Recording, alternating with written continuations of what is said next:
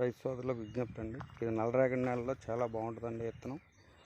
ఈ విత్తనాన్ని బాగా వర్షాలు పడిన తర్వాత నుంచి స్టార్ట్ అవుద్దండి ఎదగటం. 214 అనే వెరైటీ అండి ఇది చాలా బాగుంటుందండి.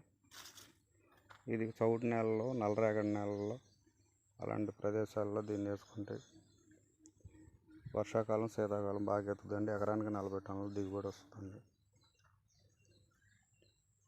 ఈ వెరైటీ చాలా బాగుంటుందండి. రైతు సోదరులు గమనించి వేసుకోవాల్సిందిగా కోరుతున్నాం. ఈ పిలక కూడా బాగా అవుతుందండి. రెండవ పంట కూడా బాగానే అవుతుందండి. కలుపు నివారణ చర్యలు తీసుకొని నీట్గా పండించుకుంటే ఈ పంట చాలా బాగుంటుందండి. మరీ ముఖ్యంగా శీతాకాలంలో బాగా ఎదుగుద్దండి. వేసవికాలం పెద్దగా ఎదగదండి. వర్షాకాలం నుంచి స్టార్ట్ అవుద్ది ఎదుగుదల. శీతాకాలం వచ్చేప్పటికి చాలా బాగుంటుంది. ఎకరానికి 40 టన్నుల దిగుబడి వస్తుంది.